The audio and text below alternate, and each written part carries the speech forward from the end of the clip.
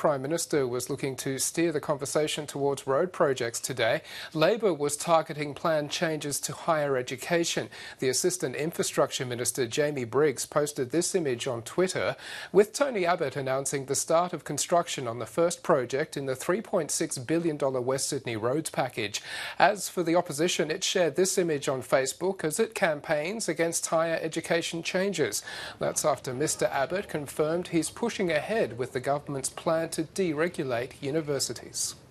This is a very good package and it will be front and centre of the government's legislative agenda as the Parliament begins in a couple of weeks' time.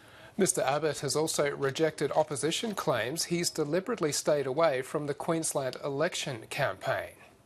Campbell Newman is a very strong Premier. He's got a strong team with a strong plan for a stronger Queensland, and he wants to run his own race. Will you be heading to Queensland? He wants to run his own race.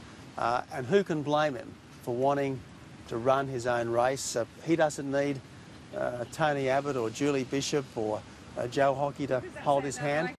Well, Ipswich was selected as the location for Labor's state election campaign launch. This image was shared by Queensland Labor on Facebook as Anastasia Palaszczuk makes her pitch to voters. She's committed to new jobs and education policies. Labor will earmark $240 million over 4 years to fund industry and community-based organisations to once again deliver training schemes to an estimated 32,000 people. Indigenous Queenslanders, mature-age Queenslanders and others willing and wanting to work.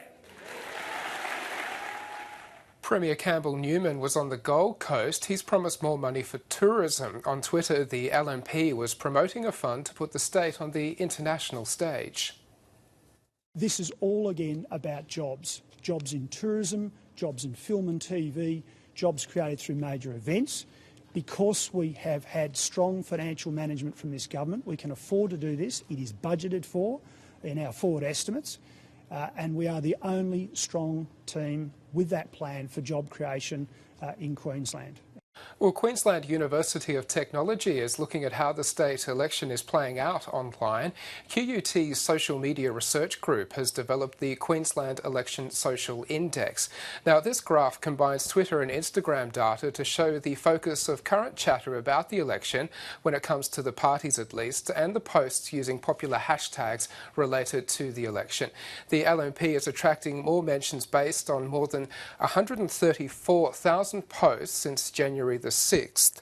Now, another chart looks at the two major parties and it also compares the mentions of the party leaders. It shows Campbell Newman is generating more chatter, currently around 78% compared to Anastasia Palaszczuk on 22%. Well, still in Queensland, nature's fury has been caught in slow motion.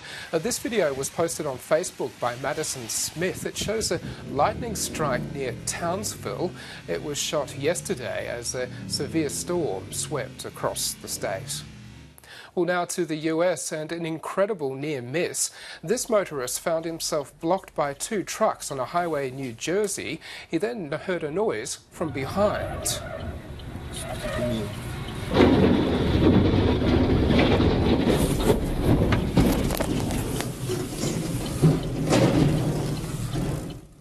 The occupants of the semi-trailer managed to escape the cab. The motorist notes he called emergency services after the crash and also checked to see if everyone was okay. It's believed the truck driver lost control after hitting a patch of black ice. The clip is going viral with close to 1 million views on YouTube. Well, the official Triple J Hottest 100 won't be known until Monday, but a spoiler countdown has come up with a list based on activity online. The social Hottest 100 tallies more than 20,000 votes from social media posts. In a tweet today, it announced, "Here we go," after countless hours of tallying the votes of those kind individuals who shared them on social media, our predicted Hottest 100. As for the top spot, it believes Peking Duck's High will be #1.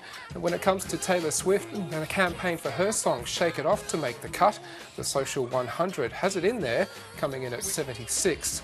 All will be revealed come Australia Day on Triple J.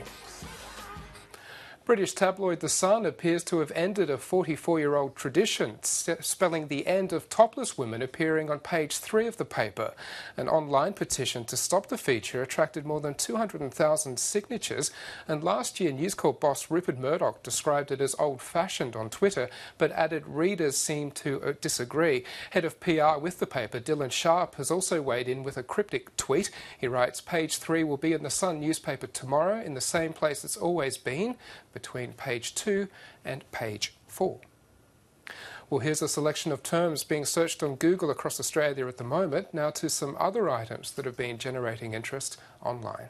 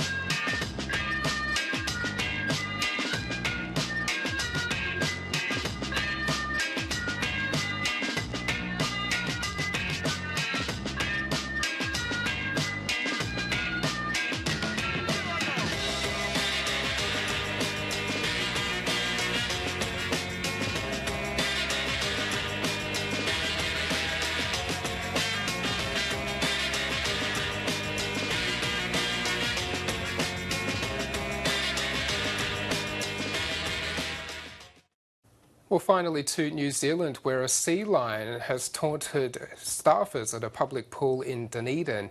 This video was shot by Paul Murray. Swimmers at the St Clair saltwater pool had to be kept away as attempts were made to lure the animal away. It was having none of it, of course, and decided to have a dip.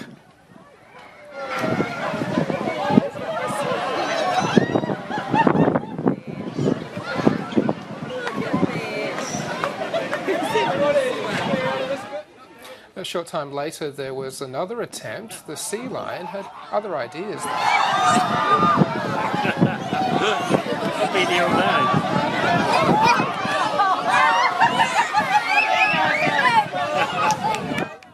The sea lion's day out proved popular with onlookers. It's now attracting plenty of attention online.